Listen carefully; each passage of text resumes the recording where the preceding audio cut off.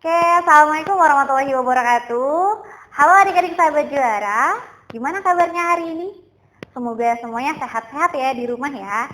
Oke, untuk sementara waktu jangan keluar-keluar rumah dulu, udah diem aja dulu di rumah. Nah, hari ini bareng Kak Rizka, kita akan belajar biologi. Oke, coba dilihat, mungkin sudah dibagikan ya soalnya. Jadi hari ini kita akan membahas soal review 7 biologi. Oke, silakan dicek yang udah punya soalnya, kita bahas. Oke ya, kita lanjut aja langsung nomor 1. Coba dilihat. Oh ya, sebelumnya jangan lupa dulu nih, sebelum kita mulai, jangan lupa untuk follow Instagram dan YouTube NF Bekasi. Jangan lupa ya, di follow. Kemudian YouTube-nya di subscribe, di like, dan di share. Oke, kita lanjut. Untuk nomor 1, perhatikan katanya, aktivitas makhluk hidup berikut ini. Nah, makhluk hidup itu kan aktivitasnya banyak ya, bergerak, kemudian dia bernafas, kemudian ekskresi, tumbuh, berkembang, reproduksi, dan sebagainya. Nah, kalau kita lihat, manakah pasangan yang tepat antara aktivitas makhluk hidup dengan ciri-ciri yang ditunjukkan. Nanti kita cek ya satu-satu. Oke, dari nomor 1, ikan mujair bertelur di dasar kolam. Kalau bertelur berarti kan dia menghasilkan keturunan. Berarti itu adalah ciri-ciri dari berkembang biak atau reproduksi. Kemudian yang nomor 2, cicak menjulurkan lidahnya untuk menangkap lalat. Berarti buat makan. Gitu ya. Kemudian yang ketiga, daun putri malu mengatup ketika disentuh. Kenapa dia mengatup? Karena putri malu peka terhadap rangsangan atau yang kita kenal dengan iritabilitas. Kemudian yang keempat, bunglon mengubah warna kulit. Kenapa dia mengubah warna kulit? Karena dia beradaptasi terhadap lingkungan. Jadi kalau kita lihat nomor 1, pasangan yang tepat antara aktivitas makhluk hidup dengan ciri yang ditunjukkan adalah yang D. 4 adalah adaptasi. Oke, itu gampang banget. Bisa dilanjut ya. Kita lanjut ke nomor 2. Nah, untuk nomor 2, ini berbicara tentang kelompok hewan, kerajaan hewan ya, kingdom Animalia. Oke, sambil di-review sedikit untuk materi Animalia. Jadi Animalia itu terdiri dari berapa film? Kita bahas ya. Kingdom Animalia. Ada film Porifera, kemudian film Coelenterata, kemudian yang ketiga sampai yang kelima nanti masuk kelompok cacing ya, ada film Platyhelminthes,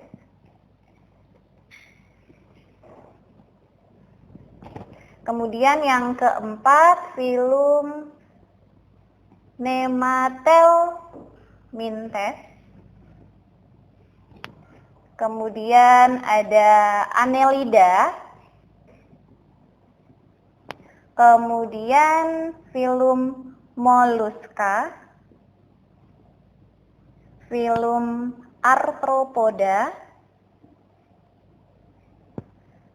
film Echinodermata, kemudian yang terakhir adalah film Chordata. Nah, itu film-film hewan. Mungkin ada yang udah lupa ya. Sekarang kita review. Untuk film Porifera itu adalah kelompok hewan yang berpori. Nah,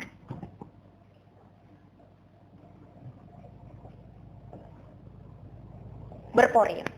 Kemudian yang kedua, Coelenterata. Coelenterata itu kelompok hewan yang berongga.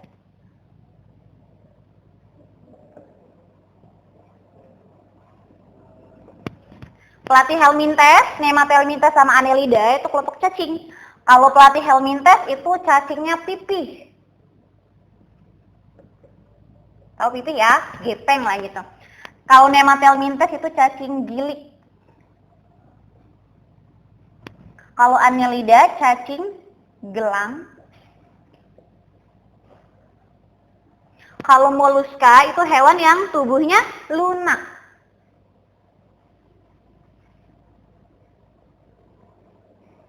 Kalau arthropoda, pokoknya kalau belakangnya ada kata-kata poda, poda itu berasal dari kata podos ya.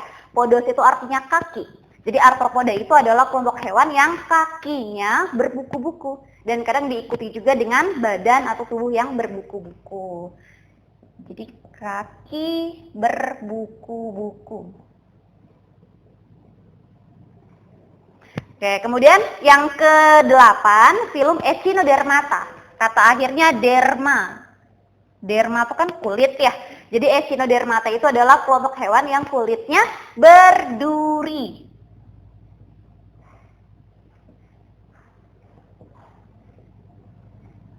Nah, film yang terakhir adalah kelompok hewan yang memiliki namanya notochorda. Memiliki notochorda. Apa itu notochorda? Notochorda itu kalau kita bilangnya kayak sumbu dorsal atau sumbu punggung atau tali dorsal gitu ya. Sumbu dorsal, dorsal artinya punggung ya. Nah, dari penjelasan kakak ini, dari ke-9 film hewan, porifera sampai dengan Echinodermata, sampai dengan chordata, itu pori sampai echino, berarti nomor 1 sampai dengan nomor 8, itu termasuk kelompok avertebrata atau invertebrata, hewan yang tidak memiliki tulang belakang. Sedangkan filum chordata, nanti salah satu kelompoknya adalah kelompok vertebrata. Nah, di dalamnya itu ada aves, ada pisces, ada amfibi, ada reptil, dan ada mamalia. Oke, pertanyaannya adalah berikut ini yang tidak termasuk ciri-ciri dari kelompok moluska. Moluska itu apa? Hewan yang tubuhnya lunak. Contohnya apa?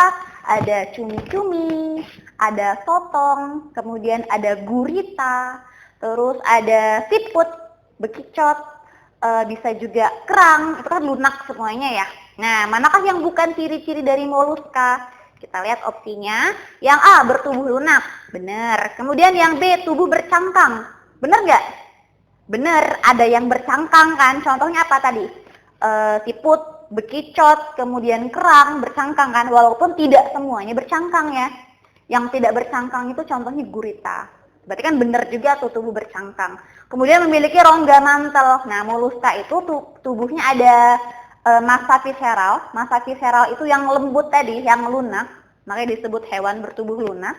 Itu massa visceral. Kemudian yang mengelilingi atau yang menyelimuti massa visceral itu adalah mantel. Berarti kan dia punya mantel. Nah, yang bukan ciri-ciri dari moluska itu adalah yang D, tubuh beruas-ruas. Karena moluska kan tubuhnya tidak beruas-ruas ya.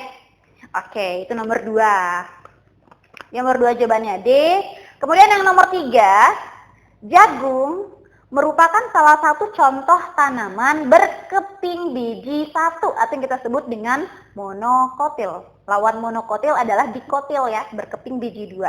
Salah satu ciri-ciri yang terdapat pada jagung. Berarti kan apa sih perbedaan antara tumbuhan monokotil sama tumbuhan dikotil? Kalau kakak kan bilang yang gampang itu bisa dilihat dari batang. Batangnya berkayu atau tidak?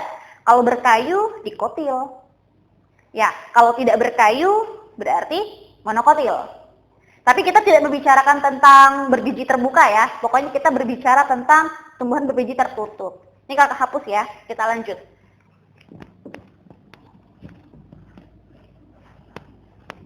Oke, sekarang kita bahas tumbuhan. Kalau tadi kan animalia, sekarang bahas lantai. Kingdom lantai. Kalau tadi kan hewan ada 9 filum. Kalau tumbuhan itu ada 3 divisi. Ada divisi Bryophyta. Bryophyta itu lumut. Lumut. Tahu ya lumut ya. Kemudian yang kedua, divisi Pteridophyta.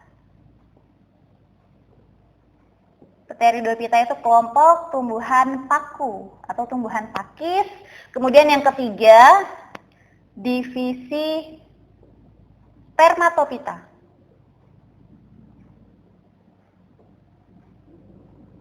Yaitu tumbuhan berbiji. Nah, berarti kalau Spermatophyta itu tumbuhan berbiji, lumut dan paku itu tidak berbiji. Terus ngapain? Berspora. Berspora atau disebut tumbuhan sporophyta. Ya, dia berspora ya. Nah, untuk kelompok tumbuhan Spermatophyta, tumbuhan berbiji, itu nanti dibagi dua. Ada Gymnospermae, subdivisi ya, subdivisi Gymnospermae, dan subdivisi Angiospermae. Nah, bedanya apa? Kalau Gymnospermae itu tumbuhan yang berbiji terbuka.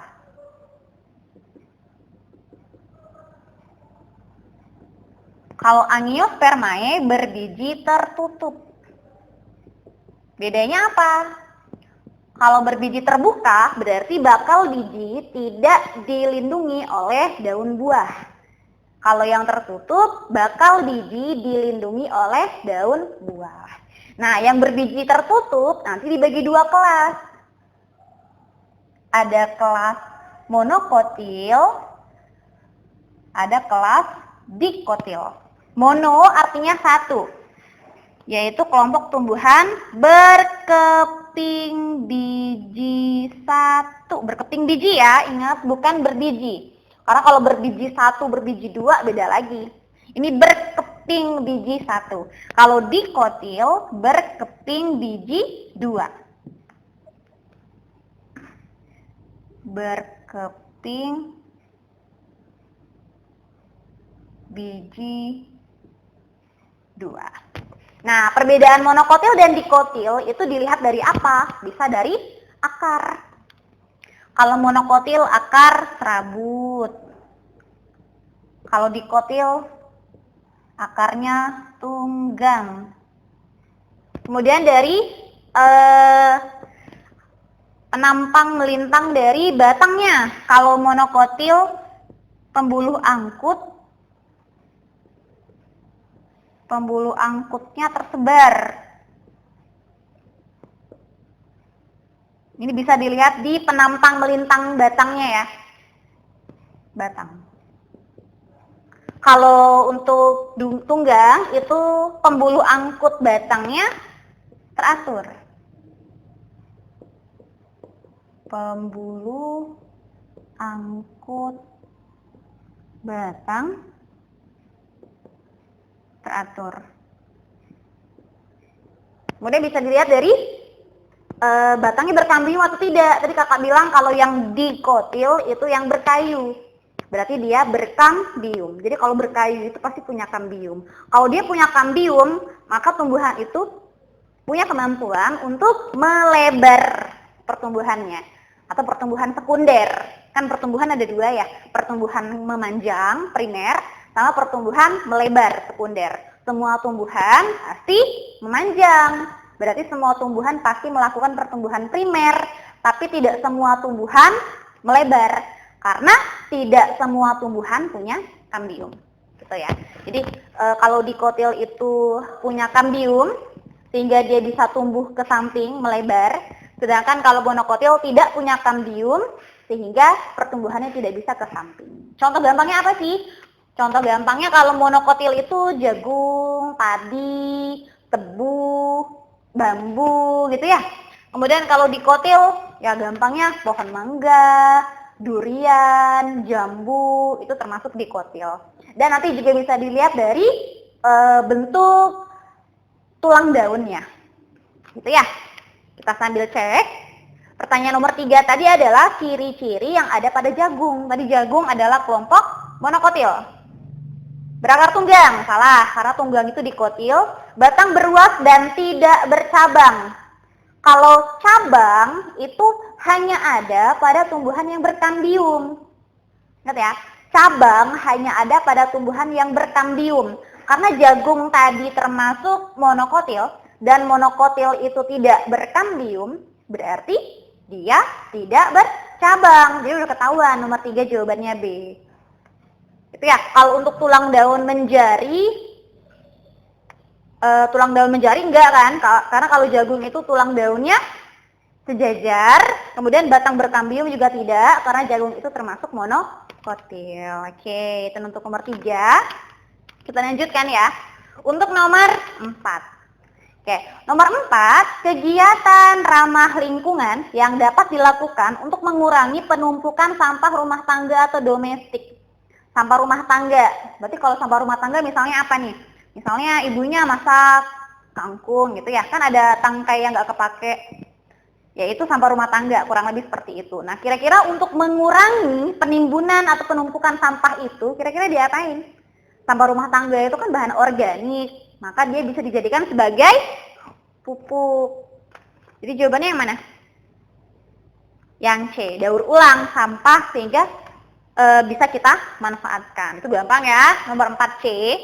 Kemudian nomor 5, peristiwa yang terjadi akibat adanya efek rumah kaca. Mungkin pernah dengar ya, efek rumah kaca. Kenapa disebut efek rumah kaca? Apakah karena bumi itu banyak dibuat oleh kaca-kaca gitu kan? Enggak juga, bukan karena itu. Jadi disebut efek rumah kaca karena gas rumah kaca salah satunya adalah karbon dioksida. Jadi kan banyak hasil dari karbon dioksida ya, kayak misalnya apa nih, pernafasan kan sisanya karbon dioksida. Kemudian pembakaran, misalnya bakar sampah, itu juga ada karbon dioksida, itu sisa. Nah, gas-gas rumah kaca itu nanti kan ketika dikeluarkan dari tubuh makhluk hidup atau dikeluarkan dari bumi, itu nggak bisa keluar, terperangkap di bumi, sehingga akibatnya apa? Ya panasnya memantul saja di dalam bumi, maka akibatnya adalah pemanasan global gitu. Kejawab nggak? Dijawab ya? Udah. Jadi peristiwa yang terjadi akibat adanya efek rumah kaca adalah suhu buminya jadi meningkat. Jawabannya A, atau global warming kalau kita bilangnya ya, pemanasan global. Oke, itu untuk nomor 5. Kita lanjut, ini masih gampang. Nomor 6, perhatikan interaksi antar makhluk hidup berikut ini. Makhluk hidup itu kan nggak bisa hidup sendiri, jadi dia butuh makhluk hidup yang lain. Banyak hubungannya, ada yang kita sebut dengan simbiosis. Simbiosis juga ada 3, ada simbiosis mutualisme, saling menguntungkan, simbiosis parasitisme, ada yang untung, ada yang rugi, kemudian ada simbiosis komensalisme, ada yang untung, yang satu lagi nggak untung nggak rugi, kemudian yang keempat ada kompetisi, tahu ya, persaingan, kemudian ada amensalisme itu makhluk hidup yang satu menghambat makhluk hidup yang lain. Kemudian ada juga predasi. Predasi itu hubungan antara predator, pemangsa, dengan mangsanya. Kayak itu hubungannya. Pertanyaan nomor 6 adalah interaksi antar makhluk hidup yang bisa membantu mengikat nitrogen bebas sehingga dapat digunakan di bidang pertanian untuk menyuburkan tanah. Jadi nitrogen itu bisa menyuburkan tanah. Di atmosfer kita nitrogen tuh banyak banget gitu. Selain oksigen, karbon, itu nitrogen paling banyak. Berarti kan makhluk hidup itu butuh nitrogen. Cuma masalahnya adalah tidak semua makhluk hidup bisa mengikat nitrogen bebas di udara. Nah, ternyata ada nih katanya interaksi antar makhluk hidup yang bisa membantu pengikatan nitrogen bebas. Nah, yang mana? Gitu pertanyaannya. Kita lihat opsi nomor 1, jamur dengan ganggang hijau, atau kita sebut dengan lihen. Lihen itu simbiosis mutualisme. Kalau di sini disebutkan jamur dengan ganggang hijau. Kenapa mutualisme? Jamur kan nggak bisa fotosintesis ya. Terus biar dapat hasil dari fotosintesis, maka dia berinteraksi dengan ganggang hijau. Ganggang hijaunya fotosintesis, nanti hasilnya dibagi ke jamur. Jamurnya untung. Kemudian jamur mengikat unsur hara dari tanah, unsur haranya dikasih ke ganggang hijau. Berarti kan ganggang hijaunya juga untung. Simbiosis mutualisme. Ada hubungannya nggak sama pengikatan nitrogen? Nggak ada. Jadi 1 salah ya. Kemudian nomor 2, Anabaena sisade. Itu adalah nama alga biru. Kemudian dia bersimbiosis dengan Pakis Haji. Simbiosisnya apa? Simbiosis mutualisme, saling menguntungkan. Untuk apa? Anabaena sisade itu membantu pengikatan nitrogen sehingga nanti dikasih ke Pakis Haji. Berarti jawabannya bisa nomor 2 ya.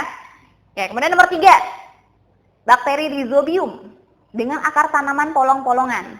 Rhizobium, bakteri, kemudian dia bersimbiosis mutualisme dengan akar tanaman polong-polongan. Untuk apa? Untuk membantu pengikatan nitrogen. Berarti jawabannya udah ketahuan, 2 dan 3. Kalau yang nomor 4, kenapa enggak, Kak? Apa sih hubungan antara tanaman akasia dengan ilalang? Hubungannya adalah amensalisme. Jadi ilalang itu menghasilkan senyawa yang bisa menghambat pertumbuhan makhluk hidup di sekitarnya. Oke, jadi nomor 6 jawabannya B, 2 dan 3. Kita lanjut. Nomor 7. Ini kita hapus ya. Nomor 7 itu materi tentang sistem pernafasan. Itu materi kelas 8 ya? Ya, kelas 8. Oke, coba dilihat gambarnya. Kakak perhatikan gambar saluran pernafasan berikut ini. Nah, coba kasih keterangan dulu. 1 itu apa sih gambarnya? Udah pastilah tahu, gambar hidung. Kakak kasih keterangan dulu ya. Nomor 7. Keterangan gambarnya. 1, hidung. Kemudian yang kedua.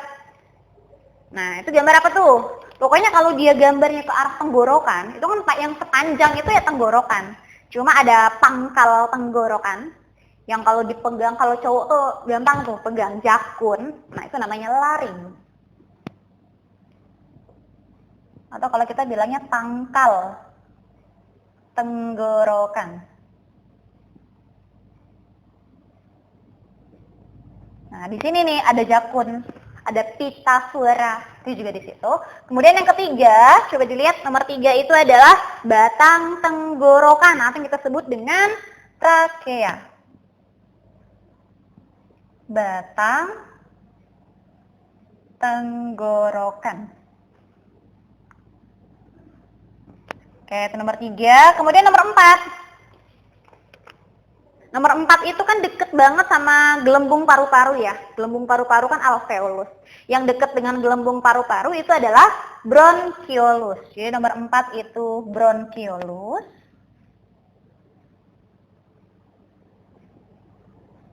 Yang nomor 5 adalah gelembung paru-paru alveolus. Di sini tempat pertukaran gas pernafasan. Nah, nomor 7, bagian yang berfungsi sebagai tempat menyaring. Di udara disaring di mana sih? Kemudian dihangatkan, itu udah pasti jawabannya di hidung. Karena hidung kita punya rambut-rambut hidung. Gitu, itu nomor 7. Masih nomor 8. Nomor 8 itu ada hubungannya dengan soal nomor 7. Coba dilihat. Pita suara. Tadi udah kakak jelasin. Pita suara atau tempat yang dekat dengan jakun. Nah, itu adanya di mana? Tadi jawabannya udah ya. Laring. Di sini. Di sini tempat jakun. Kemudian pita suara. Oke. Bisa dilanjut? Nomor 9. Nah, nomor 9 ini materi apa? Ini masih pelajaran kelas 8. Perhatikan gambar otot berikut ini. Otot atau yang kita kenal dengan istilah daging. Nah, jadi daging itu ya otot. Itu adalah penyusun dari sistem gerak. Jadi sistem gerak kita itu penyusun ada 3. Yang pertama, tulang. Tahu ya. Kemudian yang kedua, otot. Yang ketiga, sendi. Oke, tulang, otot, sendi. Di sini kita bahas otot. Ada berapa sih otot? Ada berapa macam? Otot ada 3. Otot. Yang pertama, otot apa nih? Polos dulu ya. Polos.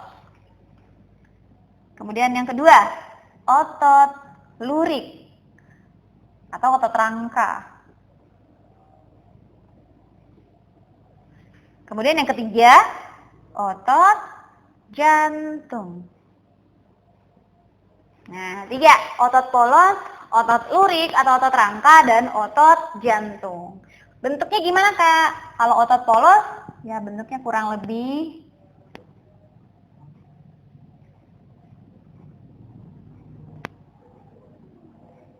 gitu ya. Itu otot polos. Polos kan, nggak ada garis-garisnya. Kemudian otot lurik, ya berlurik. Disebut otot rangka ya karena nempelnya di rangka. Bentuknya gimana? Memanjang, pakai panjang gitu ya. Kemudian berlurik, bergaris-garis. Ada garis gelap terangnya. Kemudian intinya banyak, adanya di pinggir-pinggir. Kalau tadi kan otot polos cuma satu ya di tengah. Kalau otot lurik banyak di pinggir.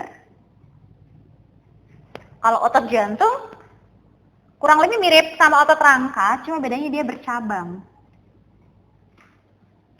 Bergaris, berlurik.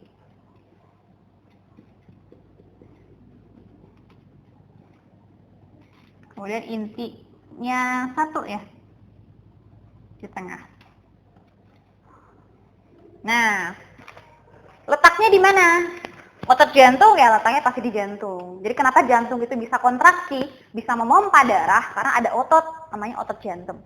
Kemudian ada otot lurik atau otot rangka, ya otot yang nempelnya di rangka. Berarti coba pegang tulangnya, ada dagingnya yaitu otot rangka. Kemudian otot polos, ini otot yang terletak di bagian dalam tubuh kita. Jadi dia menyusun organ-organ bagian dalam. Nah, nomor 9 pertanyaannya adalah, perhatikan gambar otot, itu gambar apa? Yang mirip gambar otot lurik ya atau otot rangka. Berarti apa sih ciri-ciri dari otot rangka? Kalau yang A, sel berbentuk gelendong. Gelendong tuh kayak gini nih. Berarti yang bentuknya gelendong itu adalah otot polos. Kemudian bekerja secara tidak sadar. Coba otot rangka. Kalau kita gerak, misalnya ngangkat barang gitu kan, pakai otot kan? Iya, sadar nggak? Sadar. Berarti dia volunteer. Berarti yang B salah. Kemudian yang C, pola gelap terang atau lurik. Berlurik ya, namanya juga udah otot lurik. Kalau yang D terdapat pada organ pencernaan, salah. Karena organ pencernaan itu otot polos. Jadi jawabannya yang C, pola gelap terang atau disebut otot lurik. Itu nomor 9. Oke, kita lanjutkan. Nomor 10. Kakak hapus lagi ya. Nomor 10 itu masuk materi kelas 9. Jadi pasti lah ya masih ingat-ingat. Ini materi awal semester. Awal-awal lah ini deh. Sistem reproduksi. Ini adalah gambar sistem reproduksi pria. Kita kasih keterangan ya.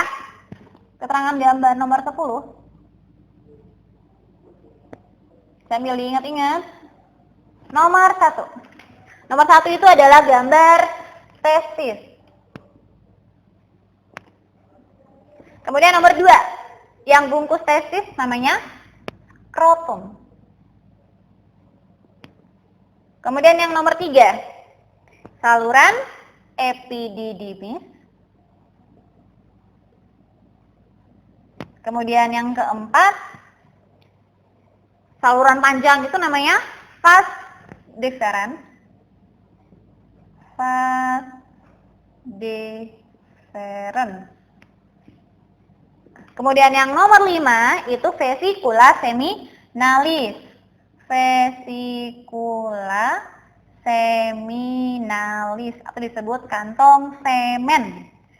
Itu nomor 5. Kemudian nomor 6, yang letaknya di bawah kantong kemih. Jadi kalau dilihat di gambar itu ada yang hitam itu ya. Itu adalah kantong kemih atau vesika urinaria. Nah, yang posisinya di bawah kantong kemih itu adalah kelenjar prostat. Kelenjar prostat. Kemudian yang nomor 7, yang kecil itu adalah kelenjar Cowper.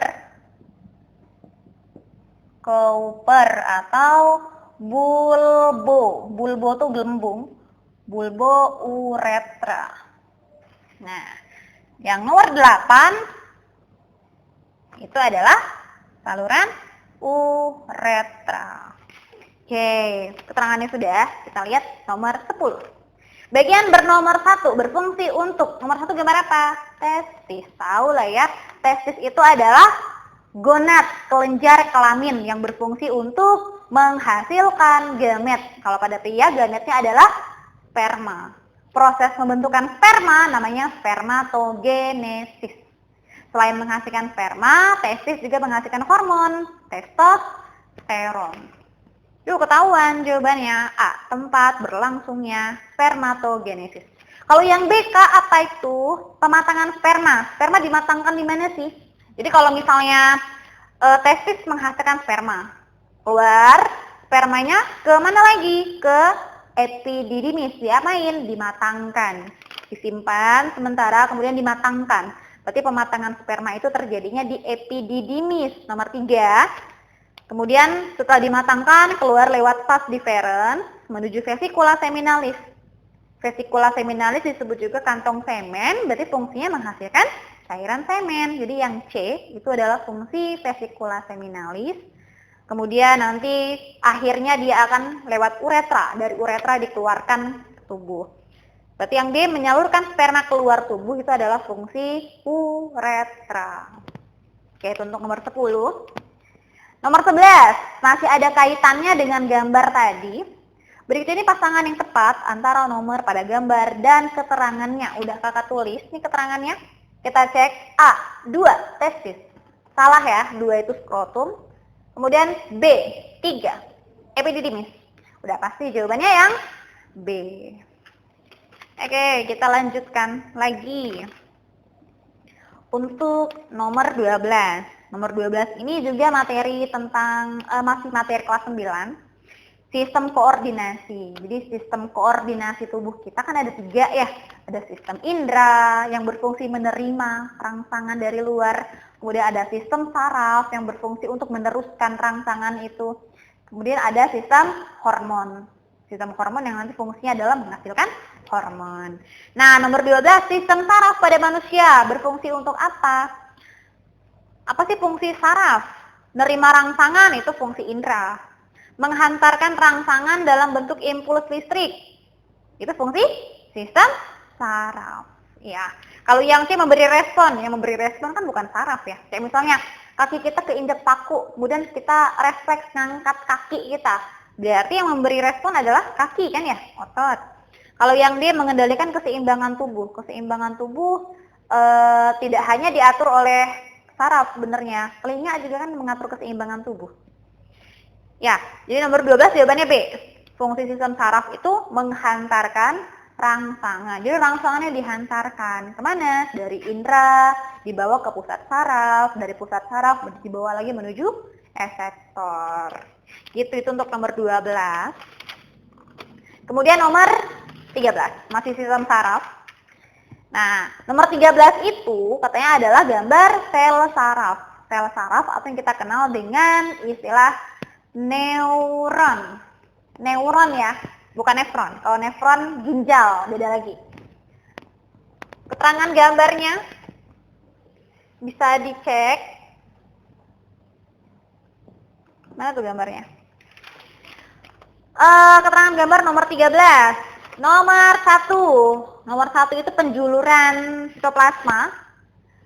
1 adalah dendrit. 13. Keterangan gambar dulu. Keterangan gambar 1. Dendrit. Kemudian yang kedua, badan sel.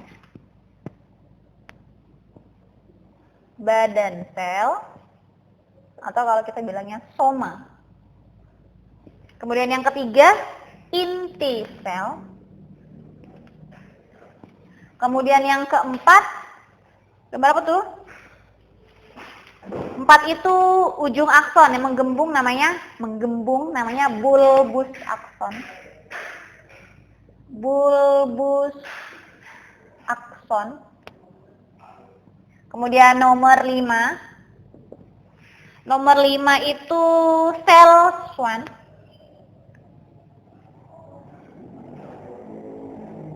Nomor 6 selubung mielin. Selubung mielin. Nomor 7 Nomor 7 adalah akson atau neurit. Jadi kalau badan sel, julurannya kan ada yang pendek-pendek, itu namanya dendrit. Kalau yang panjang, namanya akson atau neurit. Nah, antara satu neuron dengan neuron yang lain, itu ada sinapsis. Jadi sinapsis itu celah antar sel neuron. Neuron satu sama neuron yang lain, celahnya itu disebut sinapsis.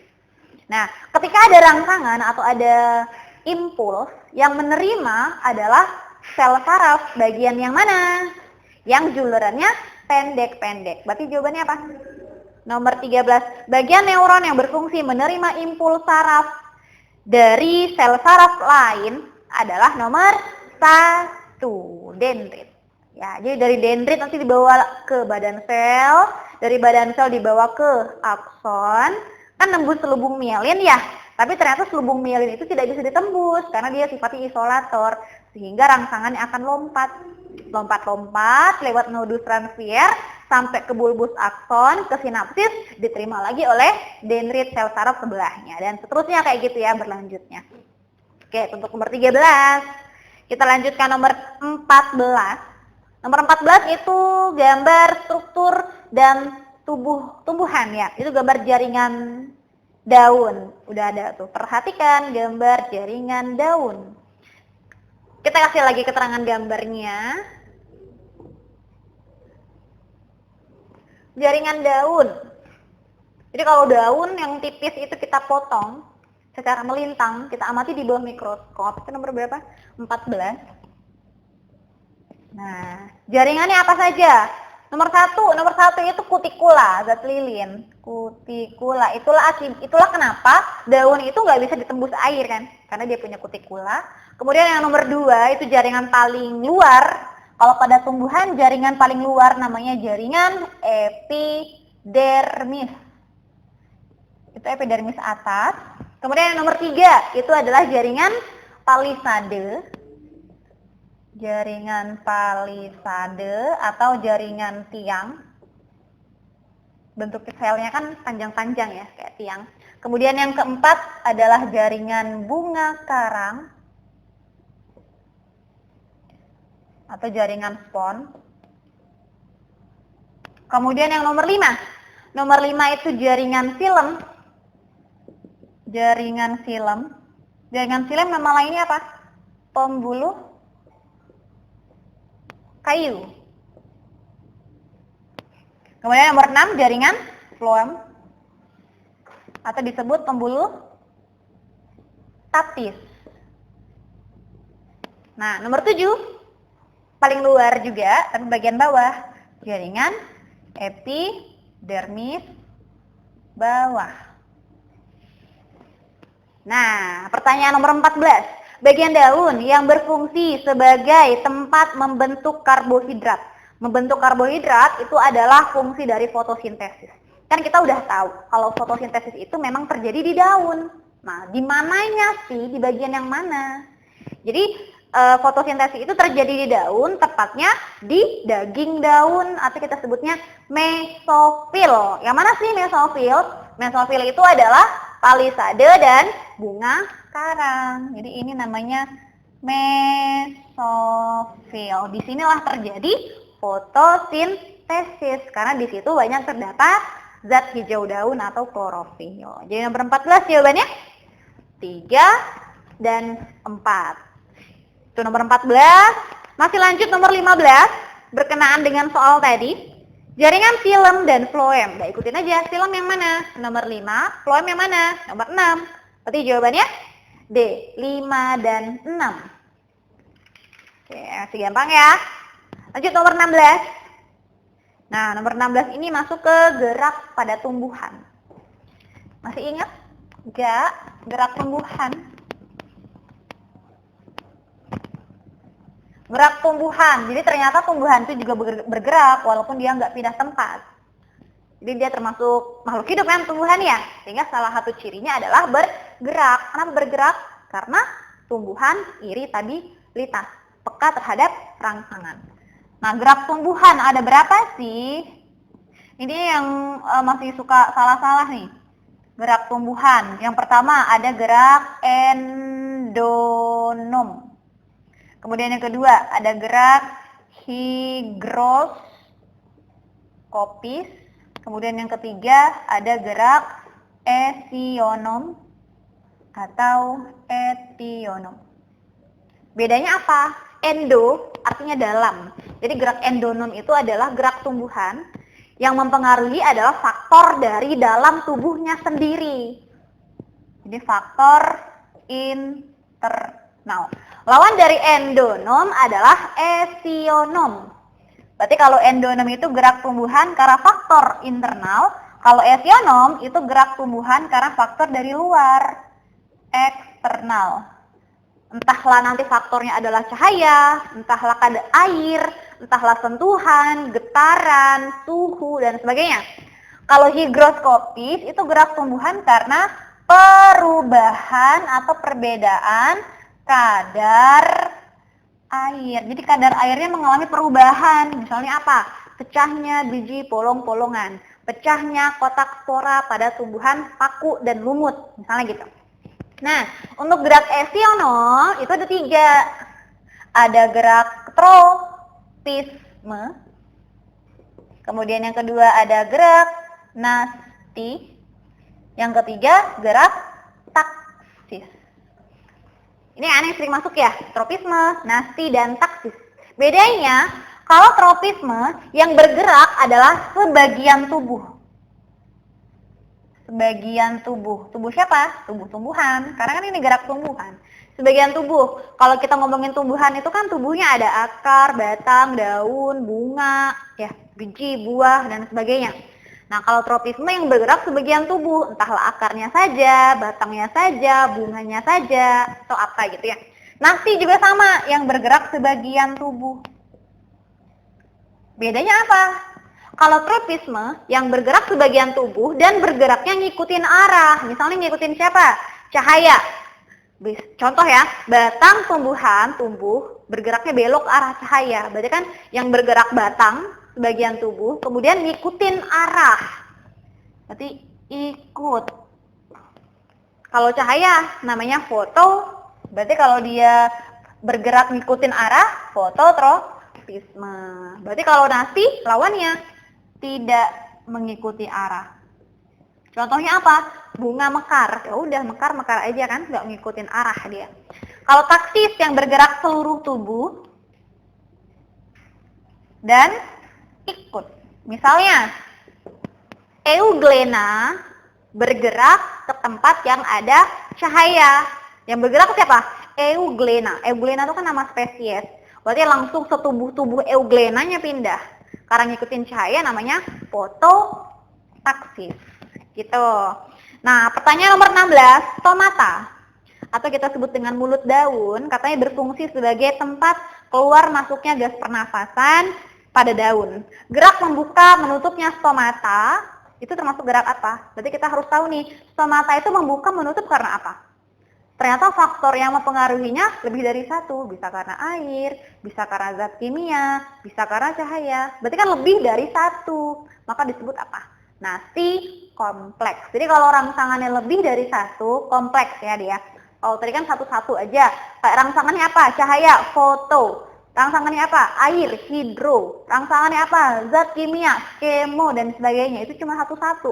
Kalau dia lebih dari satu, maka namanya nasti kompleks. Jadi nomor 16 jawabannya A. Kita lanjutkan nomor 17. Masih gerak pada tumbuhan. Perhatikan beberapa gerak pada tumbuhan berikut ini.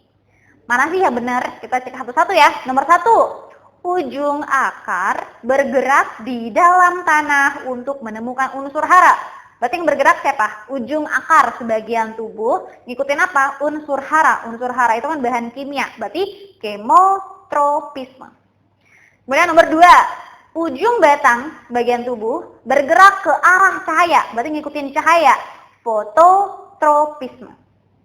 Nomor 3. Bunga pukul 4 mekar. Kalau mekar yang bergerak adalah sebagian tubuh. Dia tidak ngikutin arah karena mekar.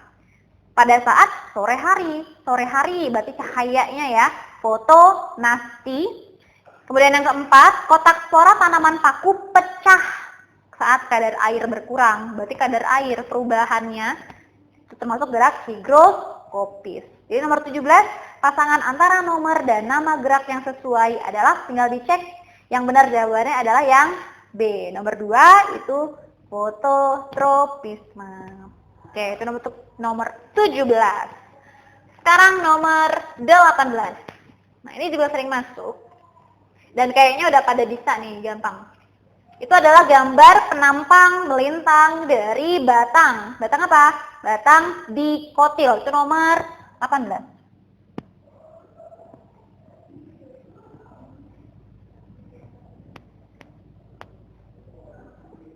Ini ya. Nomor 1, yang ini. Kemudian nomor 2, yang ini, yang luar ya. Kemudian nomor 3, yang ini. Nomor 4, yang dalam. Oke, keterangannya. 1, jaringan epidermis. Paling luar. Ini yang luar, jaringan floem. Kalau yang dalam, jaringan xilem. Di antara xilem dan floem, jaringan kambium. Punya kambium nih, berarti dikotil. Tadi udah kakak jelasin. Pertanyaannya, bagian yang berfungsi untuk perbesaran diameter batang. Diameter batang, berarti kan makin lebar. Kalau makin lebar, berarti pertumbuhan sekunder. Pertumbuhan sekunder itu terjadi pada tumbuhan yang memiliki kambium. Pasti jawabannya yang kambium. Kambium tadi nomor berapa? 3. Jadi jawabannya adalah yang C. Lanjut ya, nomor 19. 19.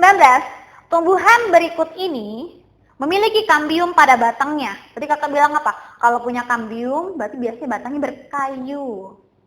Tinggal dicek. Jagung punya kayu nggak? Nggak. Berarti dia bukan monokotil. Berarti dia monokotil ya, nggak punya kambium. Jeruk berkayu? Berkayu. Tebu? Enggak. Kelapa? Enggak. Berarti jawabannya B. Jeruk. Karena jeruk berkayu. Sehingga dia berkambium. Oke, itu untuk nomor 19. Lanjut, nomor 20. Percobaan fotosintesis.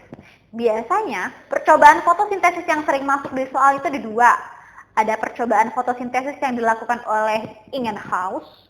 Itu yang mana sih, Kak?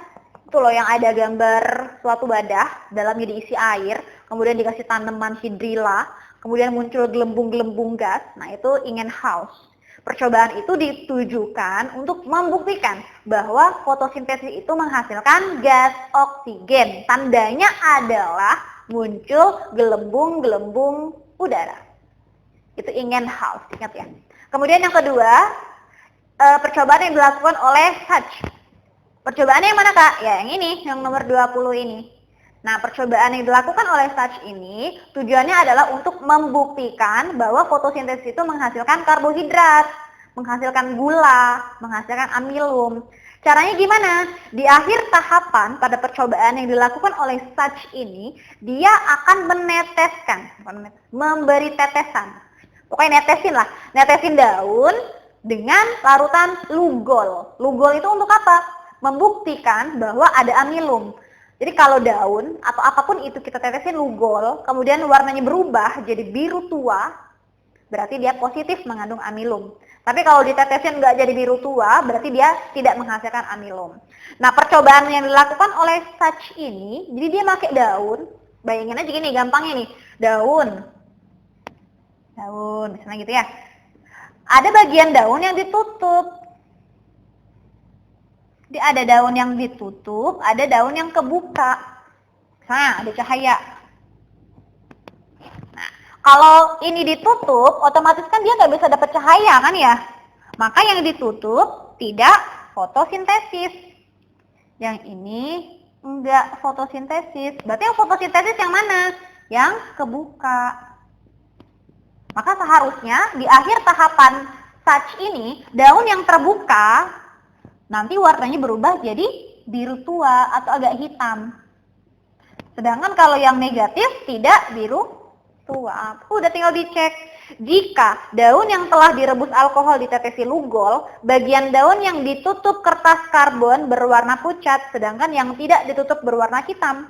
Hal ini menunjukkan apa? Tinggal dicek. A. Bagian daun yang tidak ditutup kertas karbon menghasilkan oksigen. Kalau ngomongin oksigen, itu bukan percobaan Sachs, itu percobaan Ingenhousz, berarti yang A salah. Kemudian yang B, bagian daun yang ditutup kertas karbon tidak mengandung gula, benar nggak? Benar, karena kan warnanya nggak hitam, nggak biru tua. Gula itu kan karbohidrat ya. Udah, berarti jawabannya yang B. Gitu ya, pokoknya logikanya gitu aja. Kalau daunnya ketutup, berarti dia nggak dapat cahaya. Kalau nggak dapat cahaya, dia nggak bisa fotosintesis. Maka jadi negatif. Gitu. Oke, nomor 21. Adaptasi. Adaptasi makhluk hidup ada berapa?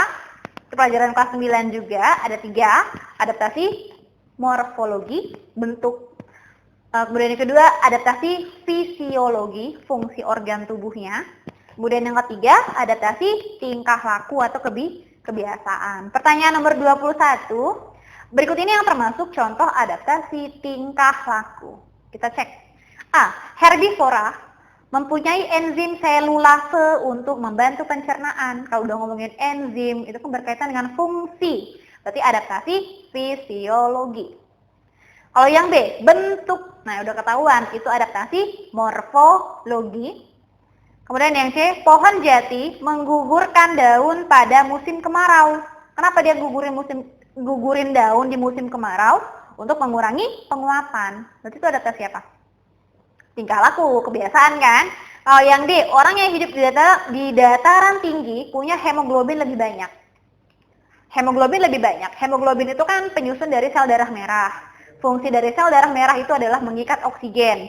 Jadi kalau di dataran tinggi, misalnya kita naik gunung, semakin tinggi gunungnya, maka kadar oksigennya makin sedikit.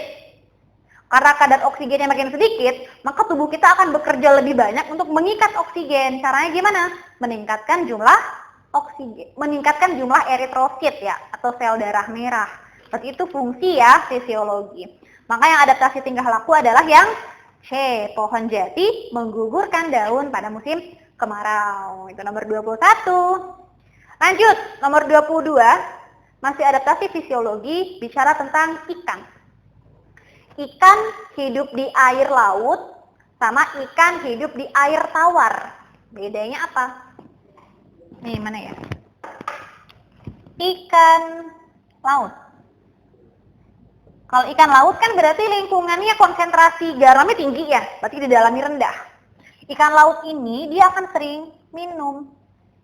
Banyak minum, jadi haus. Kita aja kalau banyak makan garam, haus kan ya? Sama ikan juga. Banyak minum, tapi urinnya sedikit. Sedikit tapi pekat. Pekat ya. Itu kalau ikan laut. Kalau ikan tawar, ikan air tawar, kebalikannya. Minumnya dikit, sedikit minum, tapi urinnya banyak. Urinnya banyak dan encer. Tuh, jadi untuk apa sih ini? Ini termasuk adaptasi fisiologi. Tujuannya adalah untuk apa ya namanya? Karena lingkungannya, kayak misalnya ikan laut nih, lingkungannya kadar garamnya tinggi, hipertonis, maka dia harus menyeimbangkan, mengkondisikan tubuhnya untuk lingkungan seperti itu. Caranya dengan banyak minum, kemudian urinnya sedikit, dan sebaliknya. Nah, pertanyaan nomor 22, air tawar. Udah pasti jawabannya yang sedikit minum, urinnya banyak. Yang B. Gitu ya, itu untuk nomor 22. Kemudian nomor 23. Proses fermentasi makanan berikut ini yang tidak memanfaatkan jasa bakteri. Nah, ini bioteknologi, materi kelas 9. Yang nggak pakai bakteri yang mana? Oh, yang tidak menggunakan bakteri. Kita cek nomor 23. A. Tempe. Tempe itu pakai apa? Jamur. Nama jamurnya Rhizopus. Contohnya Rhizopus oryzae. Contohnya ya. Kemudian yang B. Yogurt. Yogurt itu pakai bakteri. Nama bakterinya Lactobacillus. Salah satunya adalah Lactobacillus bulgaricus. Kemudian yang C, nata de coco. Nata de coco itu pakai bakteri, namanya Acetobacter psilinum. Kemudian yang D, keju. Keju itu pakai bakteri, salah satunya adalah bakteri Streptococcus lactis. Oke, udah pasti jawabannya yang A, karena tempe itu pakai jamur. Oke, itu 23. Sekarang nomor 24, masih bioteknologi. Perbanyakan tanaman dapat dilakukan dengan menggunakan teknik kultur jaringan. Teknik kultur jaringan punya kelebihan, kecuali. Jadi, kultur jaringan itu keuntungannya apa saja sih? Satu, tidak dipengaruhi musim. Jadi, lagi musim apapun bisa kita lakukan. Kemudian yang kedua, waktunya cepat. Jumlah anak yang dihasilkan juga banyak. Sifat anakannya identik dengan induk. Berarti yang bukan keuntungan dari kultur jaringan itu yang A, hasil anakan bervariasi. Ingat, kultur jaringan anaknya mirip induk, berarti identik ya, tidak bervariasi. 24A. Terakhir nomor 25, masih bioteknologi. Teknologi reproduksi yang tujuannya untuk meningkatkan kualitas hewan ternak. Jadi kita punya hewan ternak, ingin kita tingkatkan kualitasnya. Caranya gimana? Kultur in vitro, kultur jaringan, bukan kan ya? Cloning itu kan transplantasi inti, bukan juga. Kawin silang, kalau kawin silang anaknya malah jadi bervariasi kan ya? Jawabannya yang D, inseminasi buatan atau kawin suntik. Jadi kawin suntik itu kita menyuntikkan sperma sperma jantan ke hewan yang betina. Jadi keuntungan dari inseminasi buatan ini adalah hasil anakannya lebih baik, kemudian bisa meminimalisir penularan penyakit seksual dan sebagainya. Oke. Ya udah 25 soal yang kita bahas. Semoga apa yang kakak jelaskan tadi bisa dipahami sama adik-adik di rumah. Ya. Oke, dari kakak mungkin cukup sekian. Mohon maaf kalau kakak ada salah. Dan jangan lupa like, kemudian komen, subscribe YouTube NF Bekasi, kemudian follow juga Instagram NF Bekasi. Oke, dari kakak cukup sekian. Mohon maaf kalau ada salah. Semoga bisa ketemu lain waktu ya. Assalamualaikum warahmatullahi wabarakatuh.